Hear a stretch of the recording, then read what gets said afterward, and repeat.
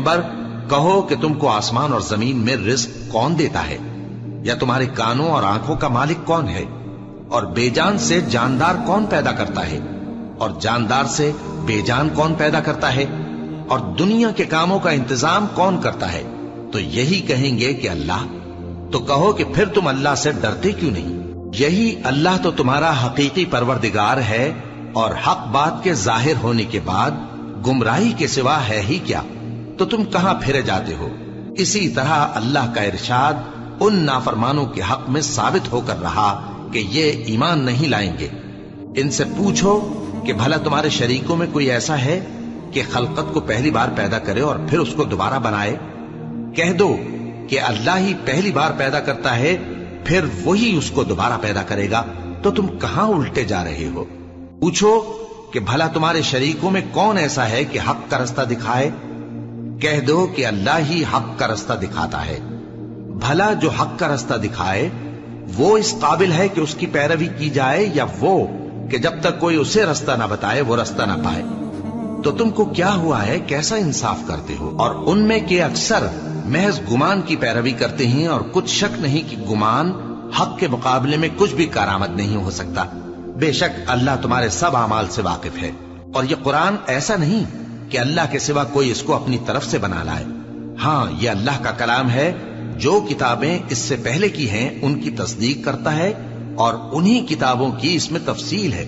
اس میں کچھ شک نہیں کہ یہ رب العالمین کی طرف سے نازل ہوا ہے۔ کیا یہ لوگ کہتے ہیں کہ پیغمبر نے اسے خود ہی گھڑ لیا ہے؟ کہہ دو کہ اگر سچے ہو تو تم بھی اس طرح کی ایک صورت بنا لاؤ، اور اللہ کے سوا جن کو تم بلا سکو بلا بھی لو۔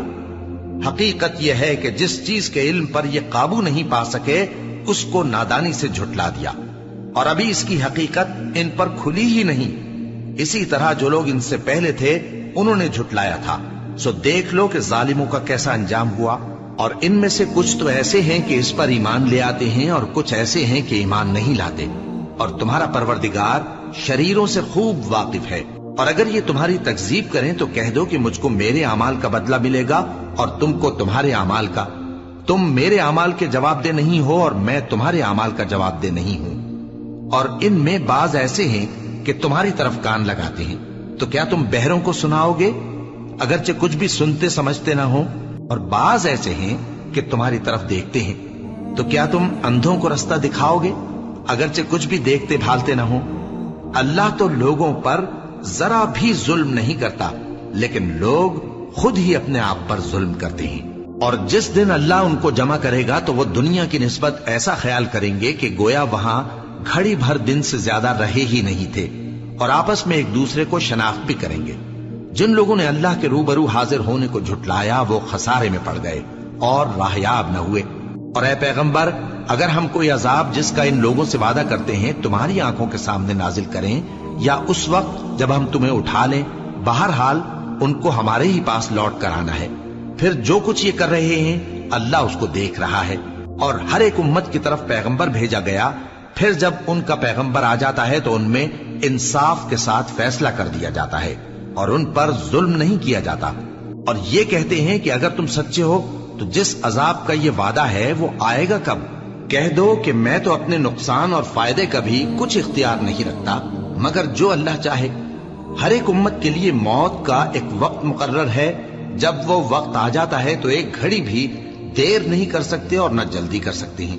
کہہ دو کہ بھلا دیکھو تو اگر اس کا عذاب تم پر ناگہاں آ جائے رات کو یا دن کو، تو پھر گناہگار کس بات کی جلدی کرتے ہیں؟ کیا جب وہ آ واقع ہوگا تب اس پر ایمان لاؤ گے؟ اس وقت کہا جائے گا کیا اب ایمان لائے؟ اور اسی کے لیے تو تم جلدی مچایا کرتے تھے۔ پھر ظالم لوگوں سے کہا جائے گا کہ عذاب دائمی کا مزہ چکھو، اب تم انہی اعمال کا بدلہ پاؤ گے جو دنیا میں کرتے رہے۔ اور اے نبی، تم سے دریافت کرتے ہیں کہ آیا یہ سچ ہے؟ کہہ دو ہاں میرے رب کی قسم یہ سچ ہے، اور تم بھاگ کر اللہ کو عاجز نہیں کر سکو گے۔ اور اگر ہر ایک نافرمان شخص کے پاس روئے زمین کی تمام چیزیں ہوں تو وہ عذاب سے بچنے کے بدلے میں سب دے ڈالے، اور جب وہ عذاب کو دیکھیں گے تو پچھتائیں گے اور ندامت کو چھپائیں گے، اور ان میں انصاف کے ساتھ فیصلہ کر دیا جائے گا اور ان پر ظلم نہیں ہوگا۔ سن رکھو کہ جو کچھ آسمانوں اور زمین میں ہے سب اللہ ہی کا ہے۔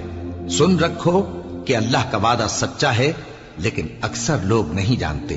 وہی جان بخشتا اور وہی موت دیتا ہے، اور تم لوگ اسی کی طرف لوٹ کر جاؤ گے۔ لوگوں، تمہارے پاس تمہارے پروردگار کی طرف سے نصیحت اور دلوں کی بیماریوں کی شفا اور مومنوں کے لیے ہدایت اور رحمت آ پہنچی ہے۔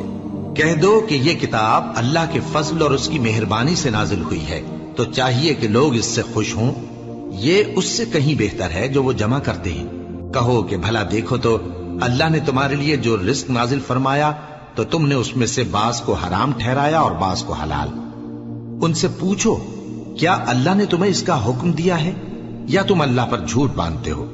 اور جو لوگ اللہ پر جھوٹ باندھتے ہیں وہ قیامت کے دن کی نسبت کیا خیال رکھتے ہیں؟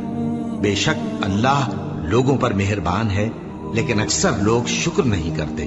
اور تم جس حال میں ہوتے ہو، یا قرآن میں سے کچھ پڑھتے ہو یا تم لوگ کوئی اور کام کرتے ہو، جب اس میں مصروف ہوتے ہو تو ہم تمہارے پاس ہوتے ہیں، اور تمہارے پروردگار سے کوئی ذرہ بھر بھی چیز پوشیدہ نہیں رہتی، نہ زمین میں اور نہ آسمان میں، اور نہ کوئی چیز ہے اس سے چھوٹی اور نہ بڑی مگر کتاب روشن میں لکھی ہوئی ہے۔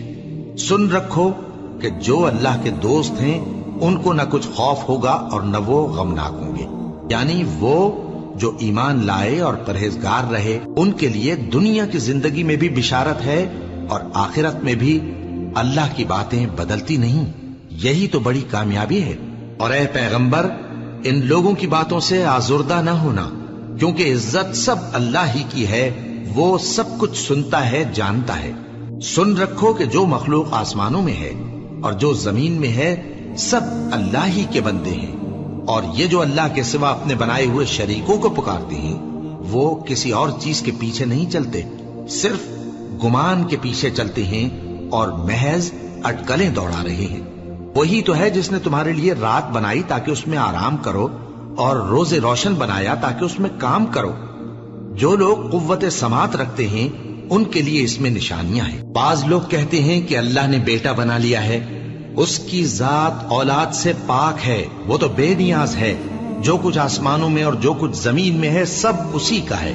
اے افترا پردازو، تمہارے پاس اس قول باطل کی کوئی دلیل نہیں ہے۔